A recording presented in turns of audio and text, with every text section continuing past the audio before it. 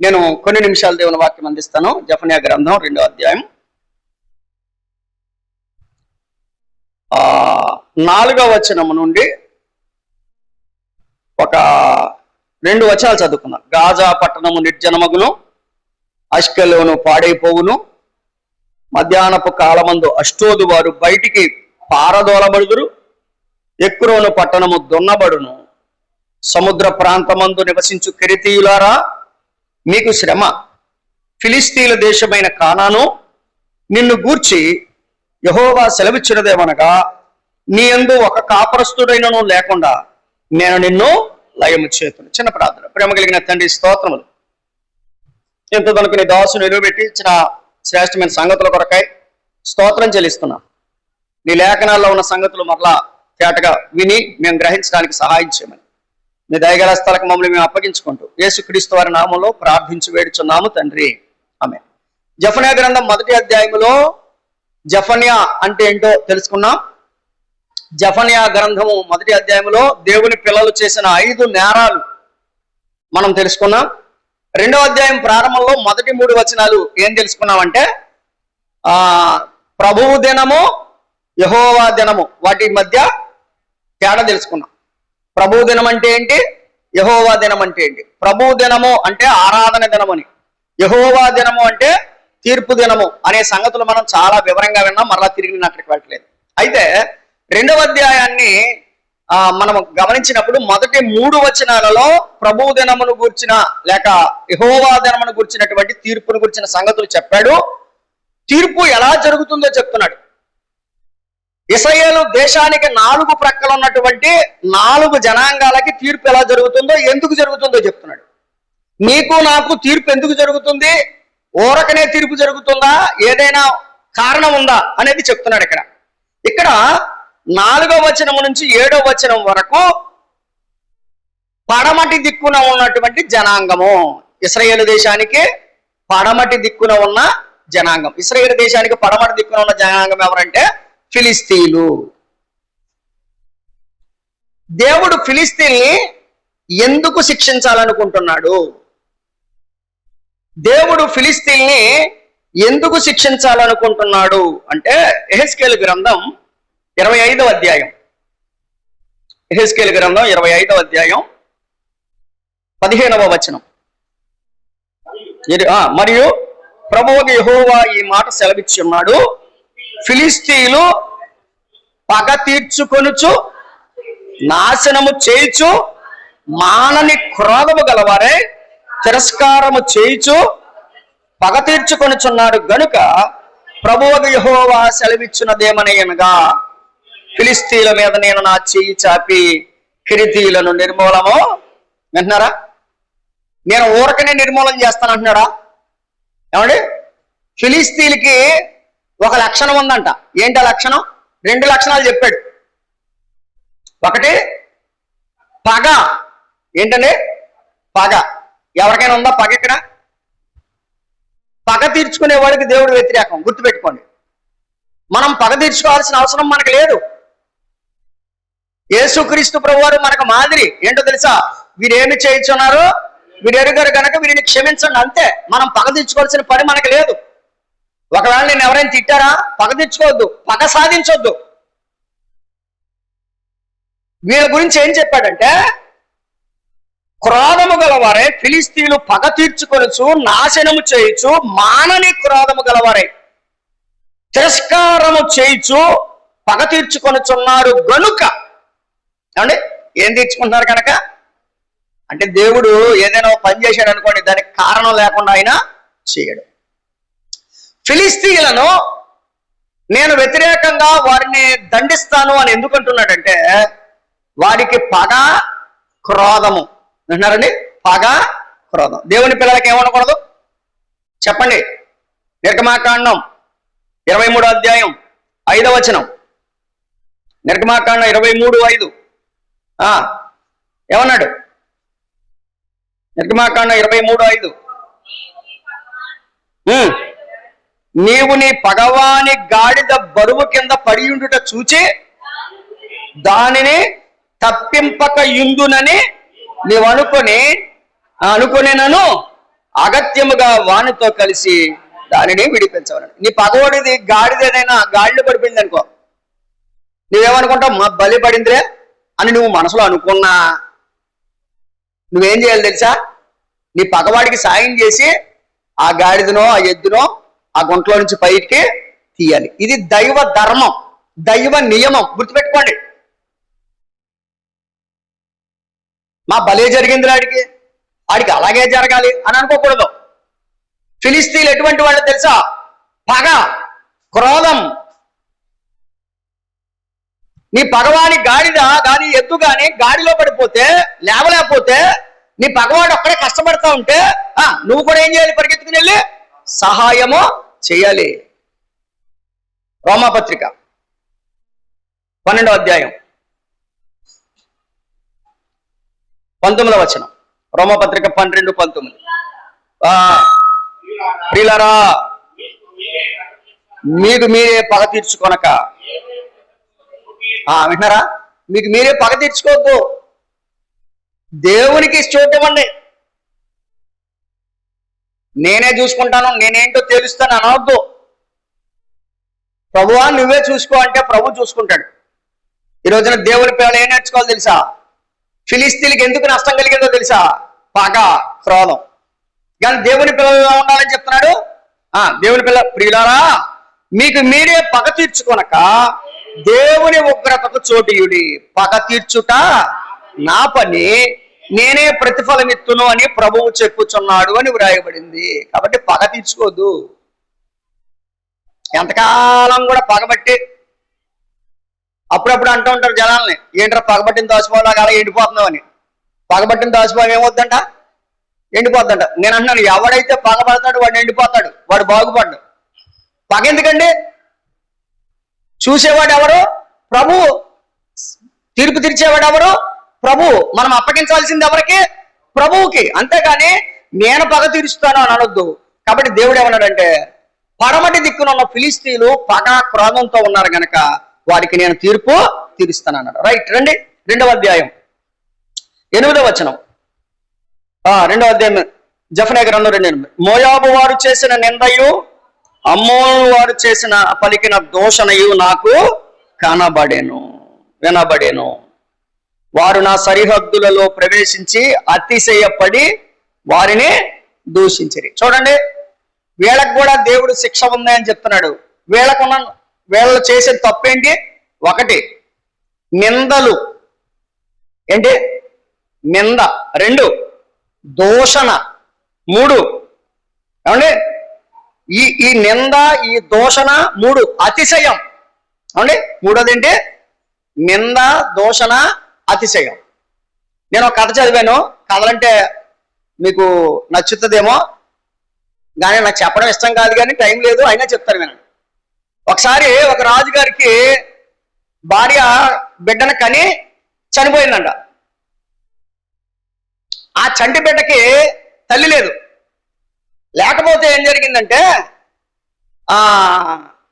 ఆ ఇంటిలో ఉండేటువంటి ఒక దాది, అంటే ఒక మెయిడ్, హౌస్ మెయిడ్ ఏం చేసిందంటే, ఆ చిన్న పిల్లవాడిని స్నానం చేయిస్తా, అలాగే తల్లి లేని బిడ్డకి తల్లిలాగా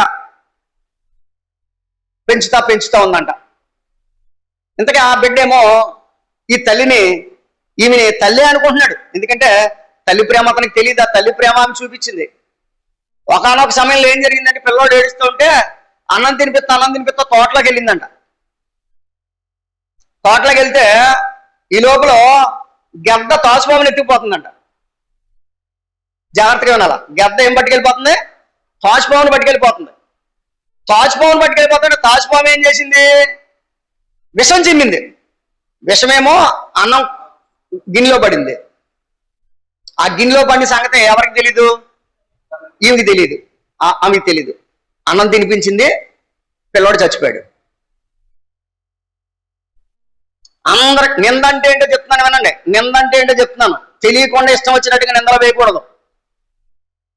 జరిగింది ఏంటంటే, బంగారు లాంటి పిల్లవాడిని చంపేసింది. దీనికి ఏమన్నా ఒక కడుపు కాయ కాసి ఉంటే దీనికి తెలుసు తీపేంటో. బంగారు లాంటి పిల్లవాడు చంపేసింది, అది ఇది అని చెప్పేసి అందరూ కూడా ఆమె వైపు చేయి చూపిస్తుంటే రాజుగారు అన్నాడంట, లేదు, ఎప్పుడు కూడా ఆమె దగ్గర నేను అటువంటి విధానం చూడలేదు అని చెప్పి ఆ ఖననం చేసిన తర్వాత ఆయన దుఃఖంతో ఉన్నాడంట. దుఃఖంతో ఉంటే ఈ పంచాయతీ అంతా పరలోకానికి వెళ్ళిందంట.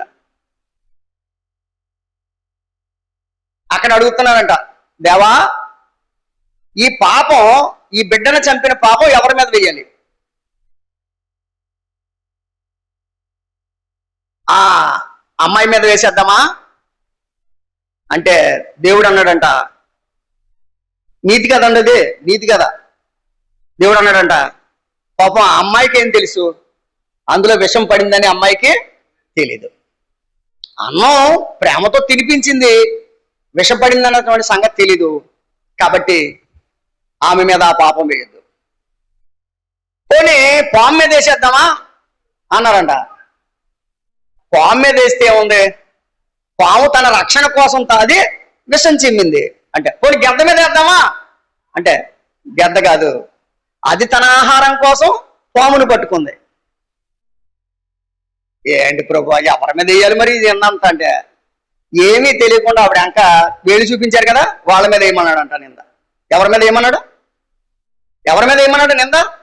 ఎవరి మీద ఏమన్నాడు? ఆ పాపం, ఆ శిక్ష ఎవరి మీద ఏమన్నాడు? నింద వేసిన వాళ్ళ మీద.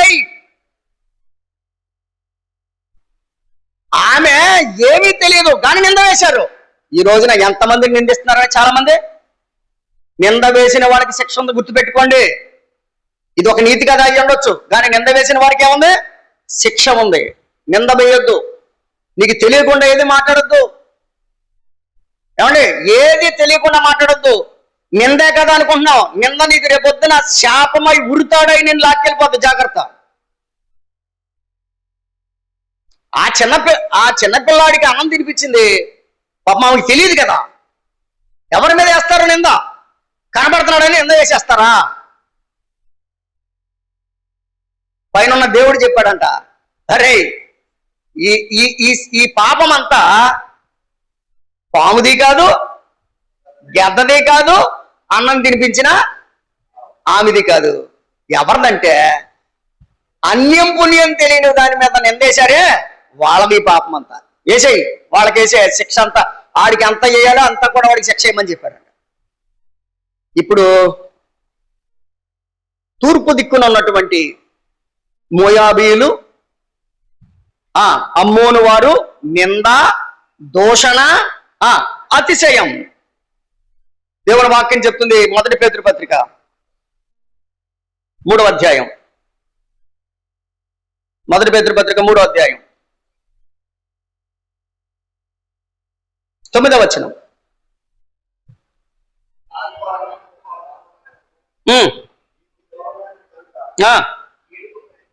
ఆశీర్వాదమునకు మీరు వారసులు అవ్వడానికి పిలువబడ్డారు కనుక కీడుకు ప్రతి కీడైనను దోషణకు ప్రతి దోషణైనను చేయక దీవించుడి. విన్నారా?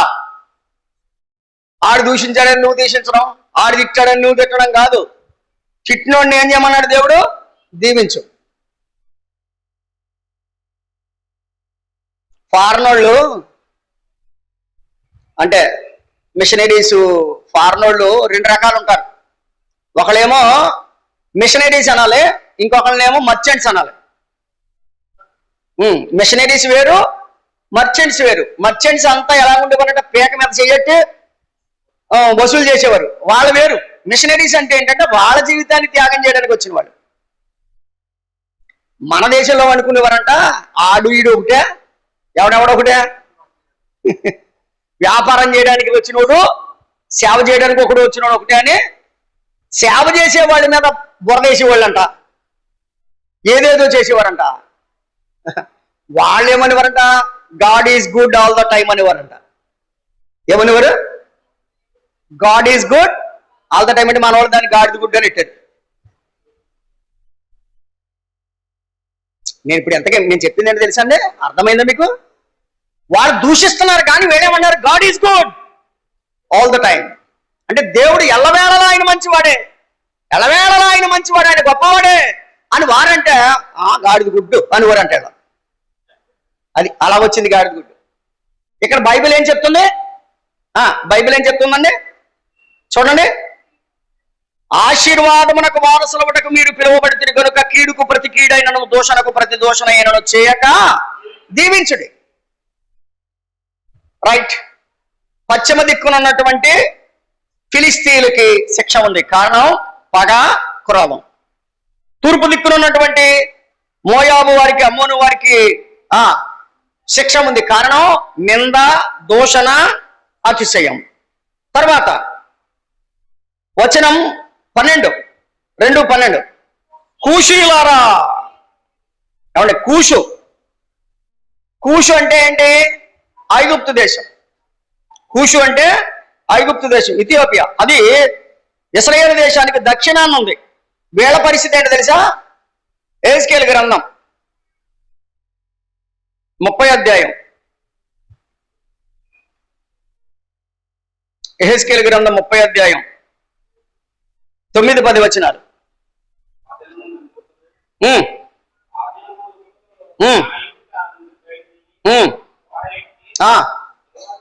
నిర్విచారులైన ఏమండి కూషీలకి ఏమి లేదంట, విచారం లేదు. నాకేంటి, నాకు బోల్డ్ డబ్బు ఉంది, నాకు బోల్డ్ వ్యాపారం ఉంది అనే రకం. కూషీలను భయపెడుదురు. ఐగుప్తునకు విమర్శ కలిగిన దినమున జరిగినట్లు వారి భయభ్రాంతులు పుట్టును. ఇదిగో అది వచ్చే అన్నది ప్రభు అయిన యెహోవా సెలవిచ్చినదేమనగా, ఐగుప్తీయులు చేయు అల్లరి బబులోను రాజు అయిన నెబుకద్నెజరు చేత నేను వీళ్ళకంటే నిర్విచారము, అల్లరి. దేవుడు వీళ్ళని శిక్షించడానికి గల కారణం ఏంటి? నిర్విచారం, అల్లరి. దేవుడు ఏమన్నాడు? మనము అల్లరితో కూడిన ఆటపాటలు వద్దు, మనకి అల్లరితో కూడిన ఆటపాటలు చెయ్యొద్దు. అల్లరితో కూడినటువంటి ఆటపాటలు. అదే యెహెజ్కేలు గ్రంథం 16వ అధ్యాయానికి రండి. 2 పేజీలు 3 పేజీలు చెప్పండి. 16వ అధ్యాయం 49వ వచనం.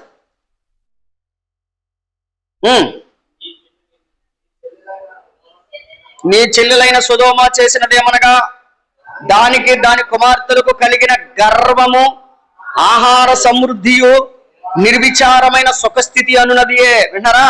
నిర్విచారం అంటే వాళ్ళకి విచారం లేదు. ఎందుకంటే తెలుసండి, ఫుల్గా భోజనం ఉందంట, కడుపు నిండిపోయి ఉందంట వీళ్ళకి. చెప్తారు చూడండి.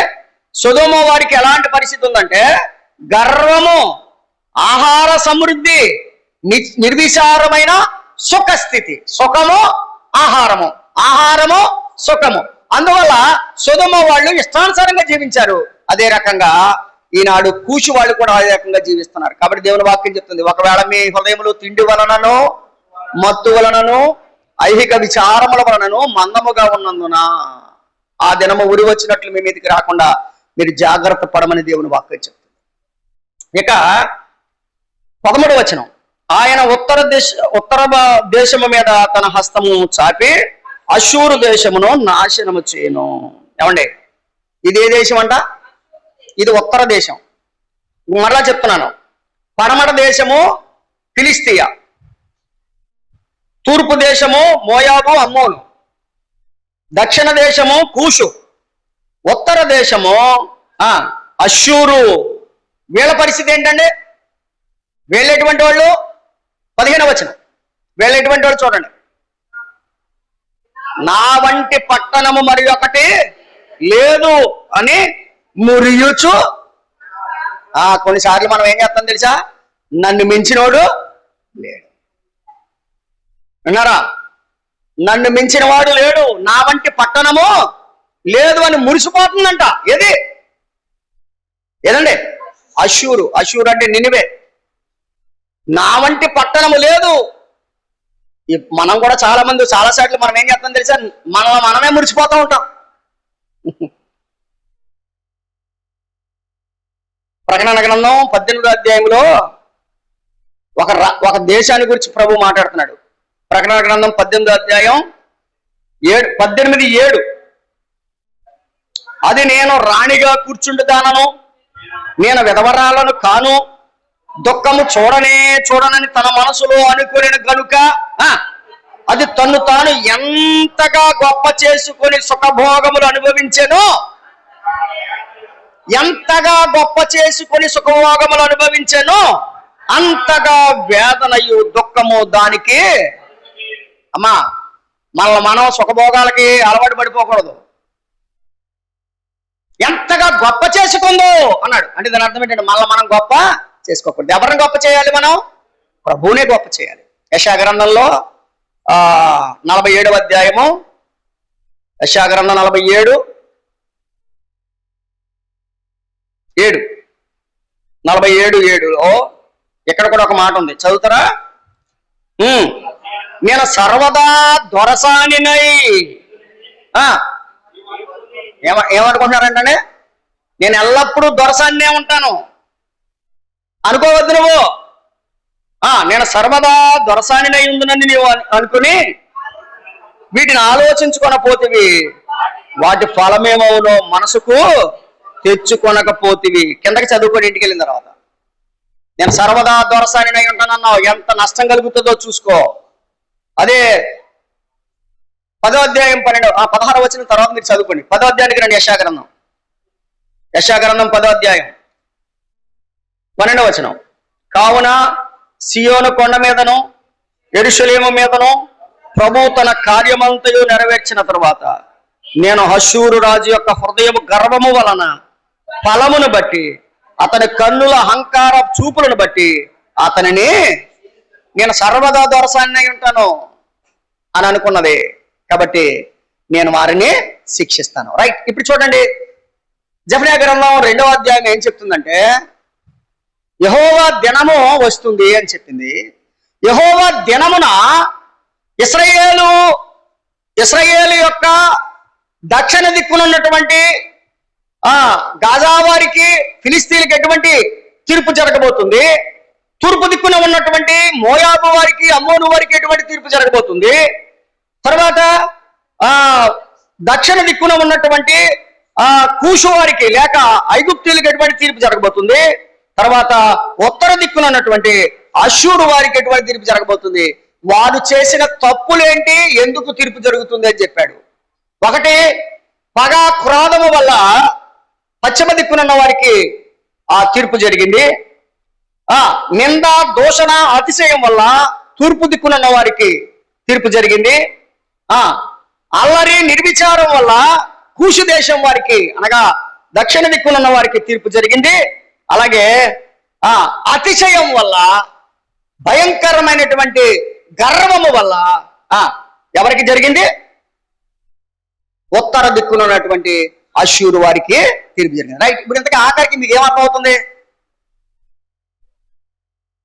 ఆయన వస్తాడు, తీర్పు తీరుస్తాడు. యేసయ్య వస్తాడు, జీవ గ్రంథం తెస్తాడు. యేసయ్య వస్తాడు, జీవ గ్రంథం తెస్తాడు. పేరు పేరున నీకు నాకు తీర్పు చెప్పుతాడు, తన తీర్పు చెప్పుతాడు. పేరు పేరున నీకు నాకు తీర్పు చెప్పుతాడు, తన తీర్పు చెప్పుతాడు. యేసయ్య వస్తాడు. పాపం చేస్తూ నీవు పరవాలేదనుకున్నావు, పాపికి నిలయం నరకం అంటే నవ్వుకున్నావు.